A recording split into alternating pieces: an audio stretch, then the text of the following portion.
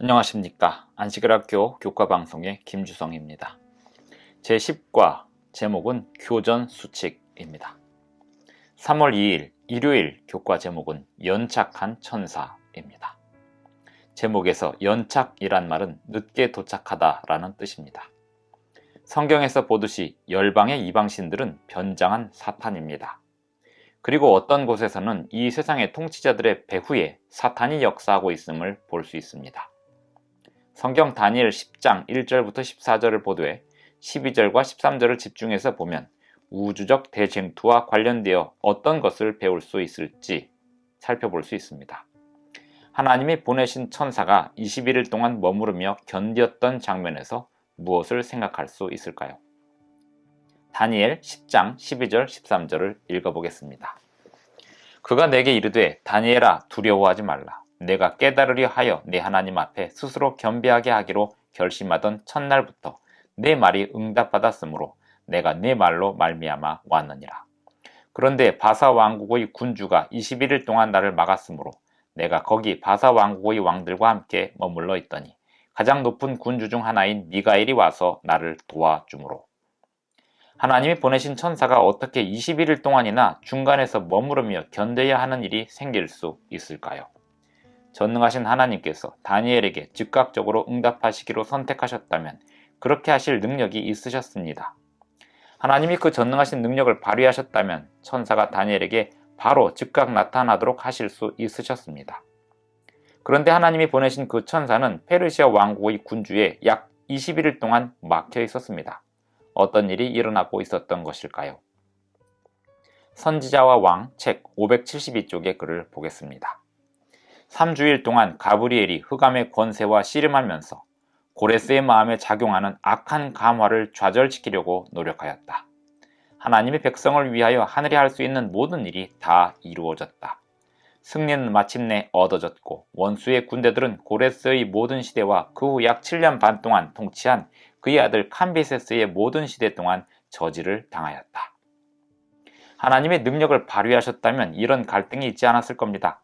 사탄은 그가 가진 능력을 발휘할 자유를 사용하면서 임의로 제약받지 않는 상황이었고 다만 양쪽 진영에 알려진 약간의 제한된 범위를 가지고 있었기에 이런 갈등이 가능했습니다. 그 한도에 관한 모든 세부사항이 우리에게 다 알려진 것은 아닙니다. 우주적 대쟁투에 어떤 한도가 있음이 분명히 보입니다.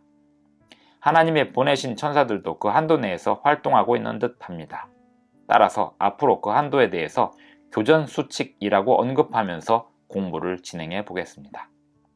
어떤 의미에서 이 제한과 한도를 이해하기는 그 개념을 안다면 어렵지 않을 겁니다. 이미 앞에서 말한 바 있지만 하나님은 오직 사랑으로 활동하십니다. 그리고 강압이 아닌 사랑이 하나님 통치의 기본이 됩니다. 이 개념은 하나님께서 오직 사랑에서 비롯된 원칙들로만 활동하신다는 것으로 우주적 대쟁투를 더 잘 이해할 수 있게 합니다.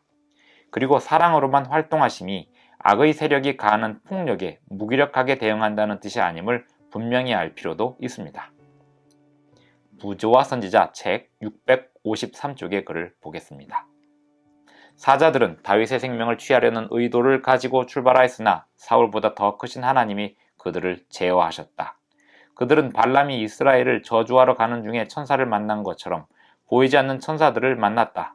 사자들은 장차 일어날 일에 대해 예언하기 시작해서 여호와의 영광과 위엄을 선포하였다.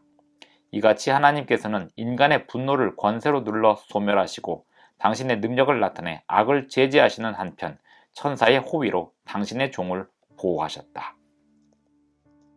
3월 3일 월요일 교과 제목은 요한계시록의 용입니다. 우주적 대쟁투에서 천상의 존재들에 대해 매우 중요한 관점이 요한계시록에 담겨 있습니다. 사탄은 큰 용으로 묘사되고 있고 하나님을 대항하는 존재이며 온 천하를 꿰는 자입니다. 요한계시록 13장 1절로 8절을 보면 용의 관할 범위가 어떻게 확장되고 있는지를 설명하고 있습니다. 읽어보겠습니다. 내가 보니 바다에서 한 짐승이 나오는데 뿔이 10이요 머리가 7이라. 그 뿔에는 10 왕관이 있고 그 머리들에는 신성모독하는 이름들이 있더라. 내가 본 짐승은 표범과 비슷하고 그 발은 곰의 발 같고 그 입은 사자의 입 같은데 용이 자기의 능력과 보좌와 큰 권세를 그에게 주었더라. 그의 머리 하나가 상하여 죽게 된 것 같더니 그 죽게 되었던 상처가 나음에 온 땅이 놀랍게 여겨 짐승을 따르고 용이 짐승에게 권세를 주므로 용에게 경배하며 짐승에게 경배하여 이르되 누가 이 짐승과 같으냐 누가 능히 이와 더불어 싸우리요 하더라. 또 짐승이 과장되고 신성 모독을 말하는 입을 받고 또 42달 동안 일할 권세를 받으니라. 짐승이 입을 벌려 하나님을 향하여 비방하되 그의 이름과 그의 장막 곧 하늘에 사는 자들을 비방하더라. 또 권세를 받아 성도들과 싸워 이기게 되고 각 족속과 백성과 방언과 나라를 다스리는 권세를 받으니 죽임을 당한 어린 양의 생명책에 창세 이후로 이름이 기록되지 못하고 이 땅에 사는 자들은 다 그 짐승에게 경배하리라. 계시록 12장 7절로 9절에서 사탄은 단지 하나님과 그의 사자들을 향해 대적하여 전쟁을 벌이는 게 다가 아닙니다. 그는 이 땅의 통치자들의 배후에서 하나님의 백성들을 박해하도록 조종해 왔습니다. 계시록 13장을 보면 용은 바다에서 나온 짐승에게 자기의 능력과 큰 권세를 그에게 주었습니다. 바다에서 나온 짐승은 교만한 말과 하나님을 모독하는 말을 하게 하고 42달 동안 용의 힘을 빌어 사용할 수 있는 권세를 받았습니다. 사탄을 상징하고 있는 용은 짐승에게 능력과 권세를 주는데 짐승은 이 땅에서 종교와 정치 권력을 쥐었습니다. 이 권세는 하나님께서만 받으실 예배를 찬탈하기 위한 권세로서 발휘됩니다. 그 짐승은 하나님의 이름을 회방하고 대항하는 전쟁을 벌입니다. 그리고 심지어 하나님의 성도들과 싸워 이기게 되는데 일정 기간 그렇게 됩니다. 그 짐승은 세계적 권세와 관할권을 용에게서 받는데 용은 온 세상을 찬탈하는 자입니다.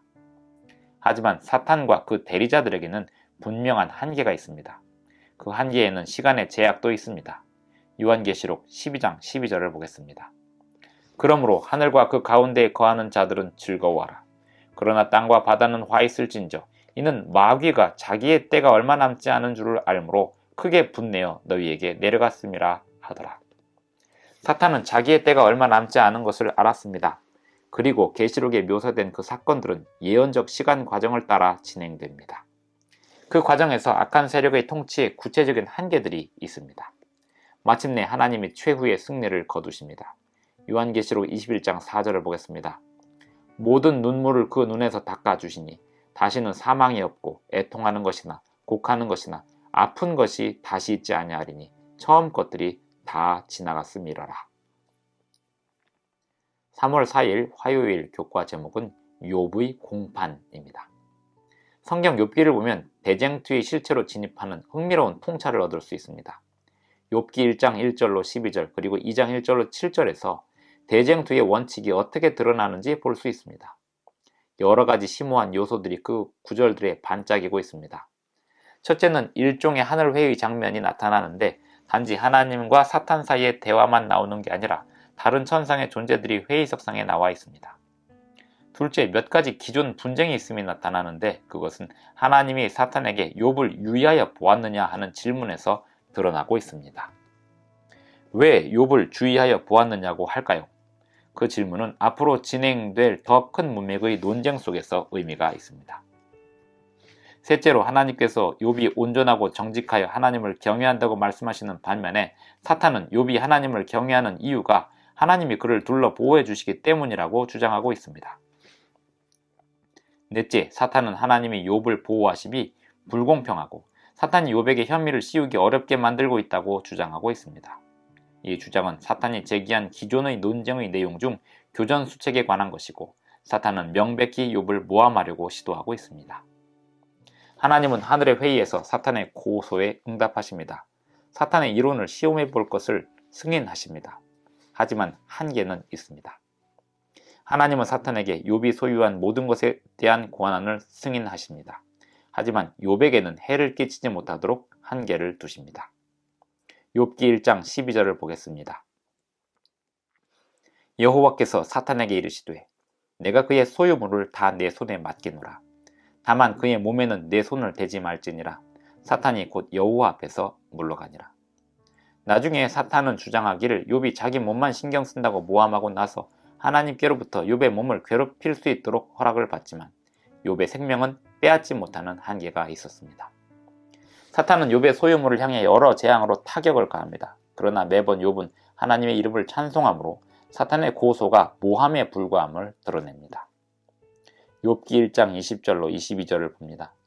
욥이 일어나 겉옷을 찢고 머리털을 밀고 땅에 엎드려 예배하며 이르되 내가 모태에서 알몸으로 나와 싸운즉 또한 알몸이 그리로 돌아가올지라. 주신 이도 여호와시요 거두신 이도 여호와시오니 여호와의 이름이 찬송을 받으실지니이다 하고 이 모든 일에 욥이 범죄하지 아니하고 하나님을 향하여 원망하지 아니하니라. 여기에 배울 점이 많습니다. 우주적 대쟁투에는 교전 수칙이 있습니다. 하나님을 대항하여 혐의를 씌우려는 고소에 대하여 진행되는 하늘 법정의 규칙에서 하나님은 사랑에 내재된 거룩한 원칙들을 위반하지 않으셔야 하는데 그 원칙은 하나님 통치의 기초이고 온 우주와 지성적 존재들을 통치하는 원칙입니다. 이러한 하늘 장면들이 욥기에 나오면서 흥미로운 통찰들을 줍니다.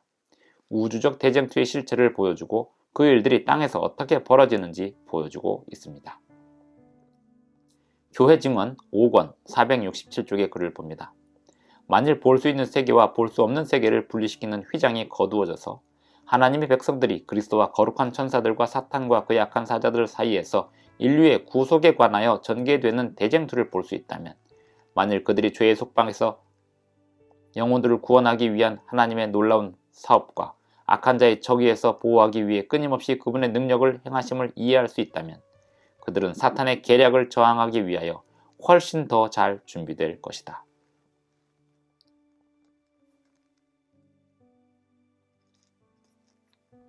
3월 5일 수요일 교과 제목은 이 세상의 일시적 통치자입니다. 우주적 대쟁투에서 사탄과 그의 세력들은 이 세상이라는 주요 관할권을 일시적으로 허락받은 것을 알 수 있습니다. 그리고 일종의 교전 수칙에 따라 제한된 활동 범위 안에서 능력을 발휘합니다. 이 교전 수칙은 사탄 세력의 활동뿐 아니라 하나님의 활동에도 제한을 가합니다. 하나님이 이 수칙 안에서 하지 않으시는 일은 사탄이 일시적으로 활동하도록 허락된 관할권 안에서 악을 없애시거나 제한시키지 않으신다는 것입니다. 하나님은 언약을 깨지 않으시는 분이시기에 교전 수칙에 따르시고 사탄에게는 제한되면서도 일시적이지만 활동 범위와 능력이 제공됩니다. 하나님은 도덕적인 제한 속에 본래의 권능을 약화시키지 않으시면서 활동 방향을 정하십니다. 이 세상에서 사탄의 통치 능력과 범위에 대해서 성경절들을 찾아서 읽어보겠습니다. 먼저 요한복음 12장 31절입니다. 이제 이 세상에 대한 심판이 이르렀으니 이 세상의 임금이 쫓겨나리라. 이어서 14장 30절입니다. 이후에는 내가 너희와 말을 많이 하지 아니하리니 이 세상의 임금이 오겠음이라. 그러나 그는 내게 관계할 것이 없으니. 이어서 16장 11절을 봅니다. 심판에 대하여라 함은 이 세상 임금이 심판을 받았습니다. 이어서 고린도후서 4장 4절입니다. 그 중에 이 세상의 신이 믿지 아니하는 자들의 마음을 혼미하게 하여 그리스도의 영광의 복음의 광채가 비치지 못하게 함이니 그리스도는 하나님의 형상이니라. 누가복음 4장 6절도 봅니다. 이르되 이 모든 권위와 그 영광을 내가 네게 주리라. 이것은 내게 넘겨준 것이므로 내가 원하는 자에게 주노라. 이 구절은 사탄이 예수님과 대화하면서 한 말이었습니다. 신약 성경은 왕국의 충돌을 보여줍니다. 빛과 어둠의 왕국의 충돌입니다. 사탄과 그의 반역으로 시작된 왕국이 어둠의 왕국입니다. 그리스도의 사명은 사탄의 왕국을 패배시키는 것입니다. 요한일서 3장 8절을 봅니다. 죄를 짓는 자는 마귀에게 속하나니 마귀는 처음부터 범죄함이라. 하나님의 아들이 나타나신 것은 마귀의 일을 멸하려 하심이라. 그러나 하나님 통치의 근본 원리들을 유지하면서 하나님이 하시는 활동을 제한하는 규칙들이 있습니다. 이 규칙들은 적어도 다음의 내용을 포함합니다. 피조물들에게 자유의사를 제공한다는 것이고 또 한 가지의 규칙은 언약적 교전 수칙입니다. 이 규칙은 우리에게 해당하는 규칙은 아니고 하나님과 사탄에게 해당하는 규칙입니다. 하나님의 행동에서의 걸림돌과 제한은 이 세상의 악을 즉시로 제한하거나 없앨 수 있는 하나님의 도덕적 능력에 적용되는 사항입니다. 그래서 우리는 지속되는 악과 고통을 보고 있는 것입니다. 하나님께서 악을 즉시로 제한하거나 없애시지 않고 있기 때문입니다. 많은 사람들은 하나님의 존재와 그분의 선하심에 관해 의구심을 가지고 있습니다. 이 또한 교전 수칙 때문입니다. 그러나 대쟁투의 배경이 이해되고 하나님이 악을 어떻게 대하실지에 대해 두신 제한사항을 이해하면 하나님이 악을 제압하고 승리하실 최후의 순간까지 왜 세상의 일이 이렇게 벌어지는지에 대하여 어느 정도 더 잘 이해할 수 있게 될 것입니다.